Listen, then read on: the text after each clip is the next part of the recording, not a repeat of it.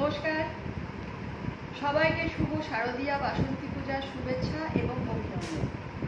আমি আবারও চলে এসেছি আপনাদের রিকোয়েস্টেড প্রোগ্রাম নিয়ে, যেটা আমার দুদিন আগে করার কথা ছিল, কিন্তু আমি একটু দেরি হয়ে গেছে কারণ কিছু কাজের জন্য আমার সেটা করা সম্ভব নয়।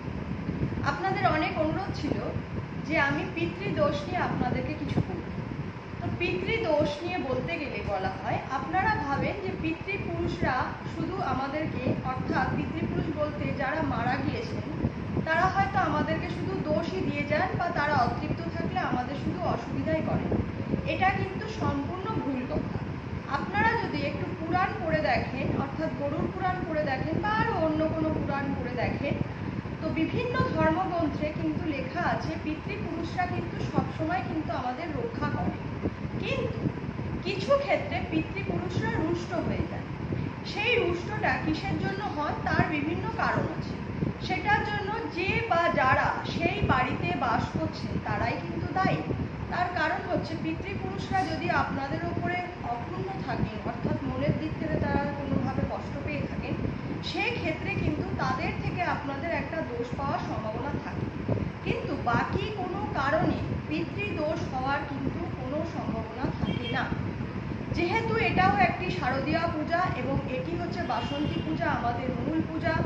অনেকে এটি হিন্দু ধর্মের, অনেকে এটাকে নবরাত্রি বলে ভাবেন, কিন্তু আমাদের এটা কিন্তু বাসন্তী পূজা, মূল দুর্গা পূজা যেটাকে বলা হয়।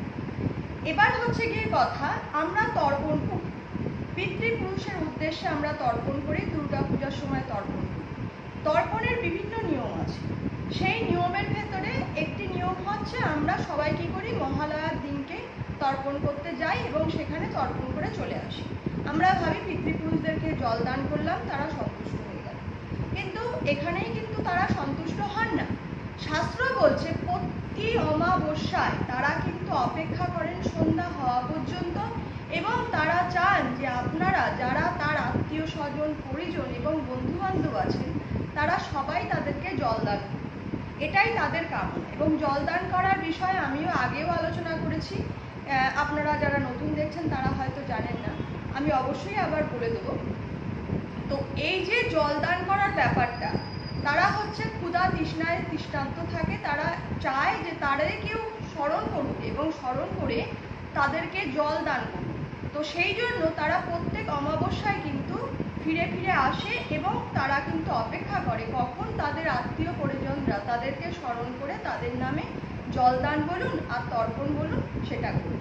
কিন্তু সেটা অনেক বাড়িতেই হয় না, এবং তার ফলে কি হয় যে পিতৃপুরুষরা নিজের মনে অক্ষুণ্ণ অবস্থায়, অর্থাৎ মনের ভেতরে তারা অশান্তি নিয়ে তারা চলে যায় যে তাদেরকেও স্মরণ করছে না। কিন্তু তারা সেক্ষেত্রে কিন্তু অনেক ক্ষেত্রে অভিশাপ দিয়েও চলে যায়, অনেক ক্ষেত্রে তারা এমনি চলে যায়।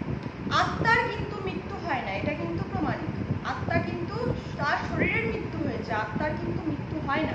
আত্মা কিন্তু একটা হচ্ছে পূর্ণাত্মা হয়, একটা হচ্ছে পরমাত্মা হয়, আর একটা হচ্ছে মনুষ্য আত্মা। যারা মারা যাচ্ছে তারা অতৃপ্ত আত্মা বলতে পারেন, যা কিছু।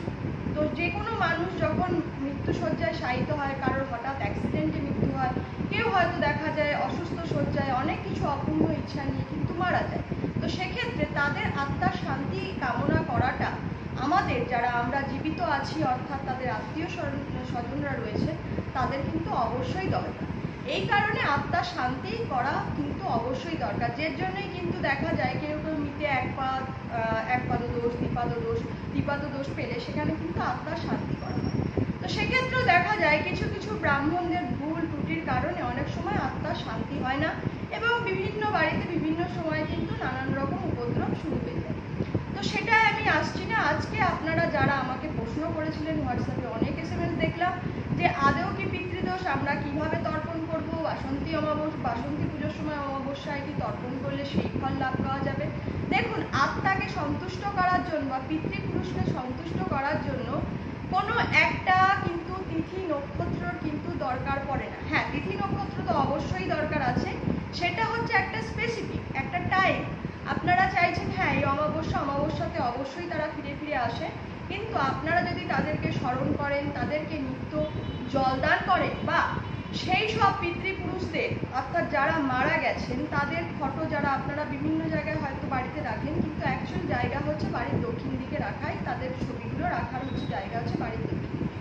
তো সেইখানে যদি আপনারা রাখেন, তো সেইখানে রেখে তাদেরকে স্মরণ করেন, তাদের উদ্দেশ্যে যদি ঈশ্বরের কাছে প্রার্থনা করেন, তাহলে কিন্তু তাদের আত্মার কিন্তু শান্তি হয়। গরুড় পুরাণে কিন্তু এটি বিশেষভাবে উল্লেখিত আছে।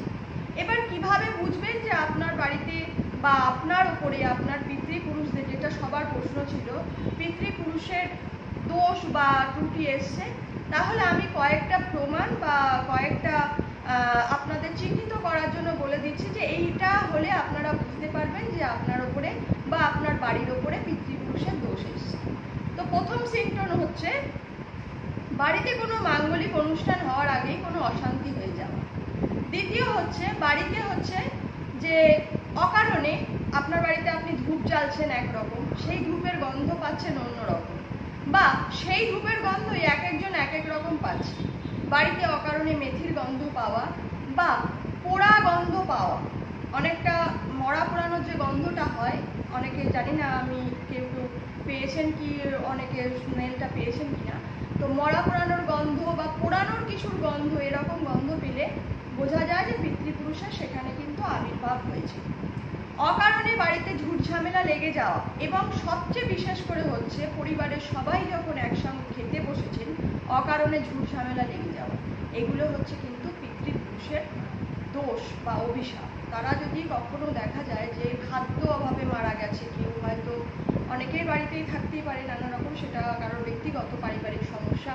অনেকের বাড়িতে দেখা যায় যে হয়তো বৃদ্ধ বয়স্ক মানুষ মারা গেছে, কোনো কারণেই হোক, রোগের কারণেই হোক, বাকি যে কোনো কারণেই হোক, তাকে হয়তো মৃত্যুশয্যায় কোনো খাবার খেতে তার ইচ্ছা হয়েছিল, সে পায়নি, তো সেক্ষেত্রে দেখা যাচ্ছে সে মৃত্যুশয্যায় সেইভাবেই মারা গেছে, সেইভাবে সে ওই অতৃপ্তভাবেই মারা গেছে, সে একটা কিছু খাদ্যের অতৃপ্তভাবে ছিল। তো সেই ক্ষেত্রে কিন্তু তার কিন্তু ওই খাদ্যর জন্য কিন্তু তার আত্মাটা কিন্তু অতৃপ্তভাবে যখনই আপনারা খেতে বসবেন তখনই কিন্তু সে কিন্তু বারবার কিন্তু ফিরে আসবে, এবং সেই সময় আত্মার উপস্থিতি কিন্তু কখনোই আমাদের কাছে শুভ নয়। তার কারণ হচ্ছে তাদের জগৎ আলাদা, আমাদের জগৎ আলাদা। যতই তারা আমাদের প্রিয়জন হোক না কেন, সেই জগতের সাথে আমাদের জগতের কিন্তু কোনো সম্পর্ক নেই। তারা আসে শুভ কামনা করুক আর অশুভ কামনা করুক, সেটা কোনো ফ্যাক্টর করছে না। সবচেয়ে সমস্যাটা হচ্ছে গিয়ে যে তারা যে ফিরে আসছে সেটা কিন্তু আমাদের বাড়ির পরিবারের সকল, বিশেষ করে বাচ্চাদের থেকে কিন্তু খুবই সেটা ক্ষতিকারক। তো এই ক্ষেত্রে আমি যেটা বলতে পারি, উপায় হচ্ছে একটাই, আপনারা প্রত্যেকটা ঘরে কর্পূরের ধোঁয়া দেবেন এবং প্রতিটা ঘর এনার্জাইজ করবেন, প্রতি সন্ধেবেলা ধূপধুনো দেবেন, গরুড় পুরাণ পাঠ করবেন। এগুলো করলে কিন্তু আপনাদের বাড়িতে পিতৃপুরুষের ছায়া থেকে দূরে থাকবেন। সবচেয়ে বড় উপায় যেটা হচ্ছে, আমি আগেও বলেছি, আবারও বলে দিই, যে প্রতি অমাবস্যায় একটি তামার পাত্রে গঙ্গা জল নেবেন, কিছু মিছরি, অভাবে চিনি বা মিষ্টদ্রব্য, গুড় এবং সঙ্গে কালো তিল নিয়ে তুলসী গাছের গোড়ায় আপনারা সেটিকে অর্পণ করবেন। প্রথমে ওম নমো নারায়ণায় বলে 3 বার জলদান করবেন। তারপরে আপনার যদি মনে হয় যে এই ব্যক্তির থেকে আমার কোনো সমস্যা আসতে পারে, বা আমার এই বন্ধু বা আমার বান্ধব যে কোনো কিছু, বা বাবা মা দাদু ঠাকুমা যেই হোক না কেন, সেই পরিজনের নামের আগে প্রেত অক্ষরটি উল্লেখ করে তারপরে সেই তুলসী গাছের গোড়ায় আপনারা জলদান করবেন। এটি হয়ে গেল বাড়ির কথা। এটি করলে আপনারা কিন্তু পিতৃপুরুষের দোষ থেকে উদ্ধার হতে পারেন। দ্বিতীয় হচ্ছে, যদি সম্ভব হয়, সবার ক্ষেত্রে কিন্তু এটা সম্ভব হয় না, কারণ প্রোগ্রামটি আপনারা বিভিন্ন জায়গা থেকে দেখছেন, গঙ্গা কিন্তু সব জায়গা দিয়ে প্রবাহিত হয় না। তো গঙ্গায় যদি গিয়ে এই ক্রিয়াটাই যদি গঙ্গায় গিয়ে করতে পারেন, তাহলে কিন্তু দ্বিগুণ ফল পাবেন। তাহলে এই কাজগুলি আপনারা করুন এবং ভালো থাকুন, সুস্থ থাকুন। আর যদি এই সম্পর্কে যদি আর কোনো কিছু জানার থাকে, অবশ্যই কিন্তু আমাকে প্রশ্ন করতে পারেন, উত্তর পাবেন, সেটা কিন্তু সময় সাপেক্ষ। নমস্কার।